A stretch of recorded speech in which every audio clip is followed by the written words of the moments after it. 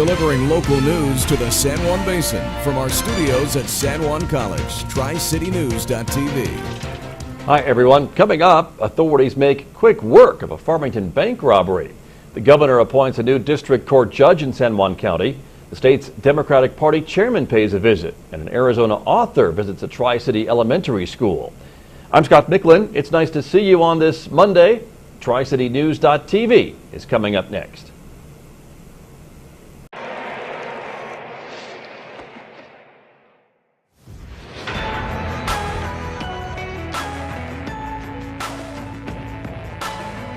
If you can hold your nachos with one hand,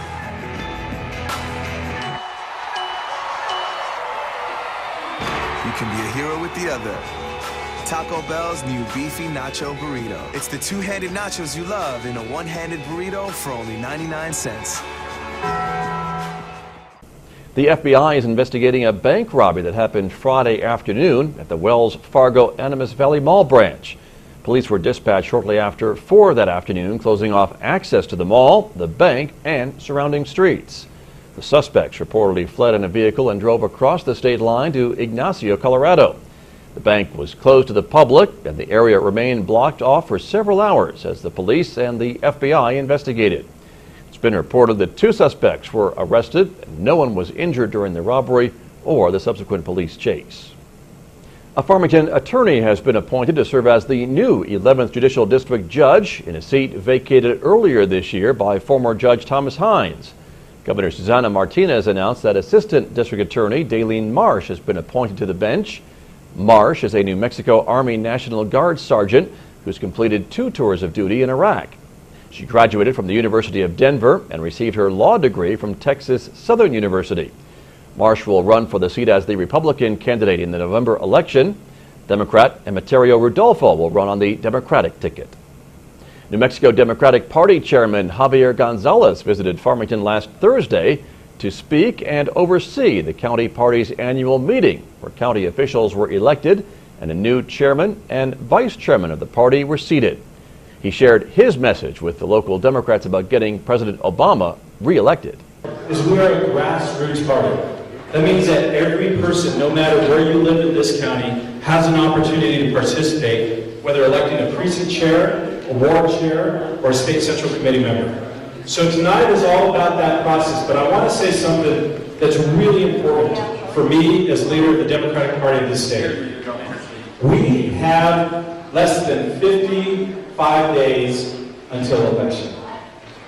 We have to recognize as Democrats in this state that there is a single focus that we need to be focused on, and that is electing Barack Obama as the next president of the United States. There were nearly 100 Democrats who attended that meeting. The Farmington City Council will come up with 5 projects for its infrastructure capital improvement plan during Tuesday's City Council meeting at 7 p.m. at City Hall. 2 potential projects are the Pinion Hills Boulevard extension and an update to city water lines. The project list will be submitted to the state's Finance Department's Local Government Division. Councilors will also recognize former Public Utility Commissioner Bob Culpepper for all of his service to the community. Arizona author Conrad Storad visited Ladera Elementary School today to share his nonfiction storytelling with students and encourage them to grow up and be readers and maybe even future authors. Storad is an award-winning children's book author brought to the community by the Farmington Public Library. The school won a full-day visit from the author after it surpassed all the other Farmington elementary schools in reading numbers for the summer reading program. Storad says he loves visiting schools. Talking a little bit about what it takes to be a writer, to be an author, trying to share my enthusiasm and my passion for it, and then share the stories of interesting creatures that live in Arizona and New Mexico and other places. I get a chance to write about lots of different things. Storad will be storytelling at the Farmington Public Library at 9:30 Tuesday morning and 1 p.m. Tuesday afternoon, and the public is invited to attend. Clouds and some rain today, cooler temperatures on tap for Tuesday. Let's take a look at the weather forecast. A 30% chance of a shower or thunderstorm overnight tonight. Low tonight 52 degrees. Another 30% chance of a shower on Tuesday. Partly sunny skies, but cooler. The high tomorrow only 76. and low Tuesday night, 48 degrees. Sunshine returns, though, by Wednesday with a high of 79 and a low of 47. Now here's Devin Neely with a look at sports.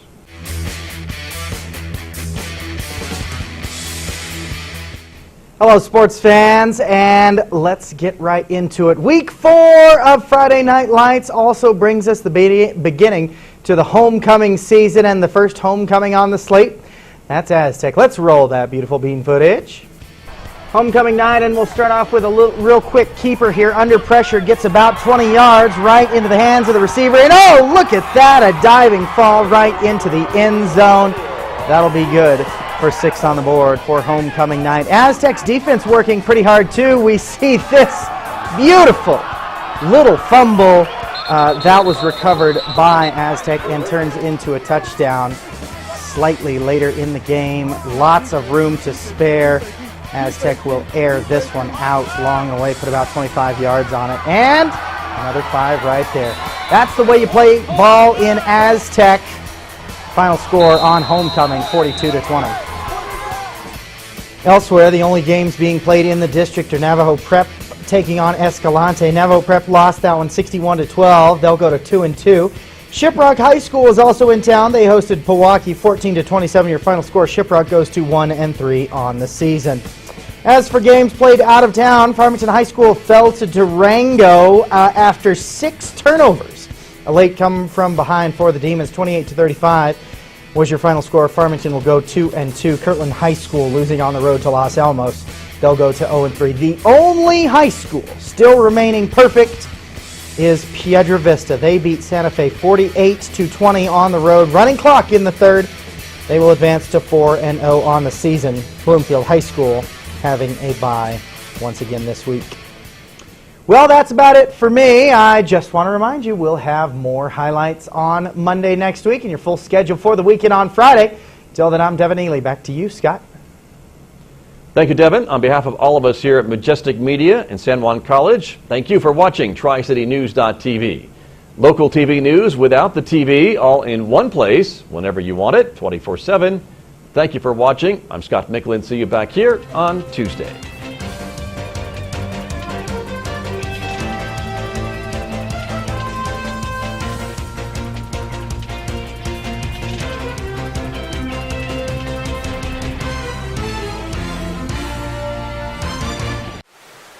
Marketing used to be easy. You'd spend a boatload of cash on advertising, cold calls, trade shows, and direct mail, and watch the leads pour in. Now, folks are bombarded with a gajillion and one marketing messages every day. The worldwide interweb is transforming how they shop and buy. And there's all sorts of ways to block out the messages you're trying to get through. So, yeah, the whole outbound marketing thing isn't doing the job all by itself anymore. Today, you also need to concentrate on getting customers' attention through inbound marketing, which means blogging, tweeting, social media-izing, SEO optimizing, and a bunch of other newfangled strategies. There's all these new methods and tactics, and they're all disconnected from each other. So you've got this site for one thing, that site for another. You need this platform for that thing, and that program for that other thing. And now there's 50 different things to do in 50 different places. And it seems like figuring all this stuff out takes a rocket surgeon or a brain scientist, plus an extra 80 hours in the week to do it all. So what do? Since you're not a rocket surgeon. Majestic Media understands how daunting this brave new world can be, so they did something about it. What they created will make your marketing way more powerful and, well, easier. Majestic Media has pulled together the best outbound and inbound marketing experts in the four corners and consolidated them into one spot, giving you a centralized, easy-to-use, unbelievably powerful marketing resource. So you can advertise on billboards, magazines, newspapers, webcasts, TV, and radio. You can blog, Facebook, tweet, optimize, capture leads, and be a feature on your customers' mobile phones. Basically everything, all through one place. Majestic Media and their team of experts have all sorts of resources, tools, and tricks to make you a marketing genius, like instantly. You'll be able to get your message to every local market and beyond. No more calling one place to design your stuff and then another place to print your stuff and those 5 places to run your ads and that other place to work on your website and trying to figure out what the heck Facebook and Twitter is all about. With Majestic Media, all your marketing is in one place, with tons of people and several companies, all working on your stuff. Yeah, Majestic Media is that marketing secret weapon you've been waiting for. So, make your marketing easier and more effective with Majestic Media's all-in-one marketing system. Schedule your free consultation today.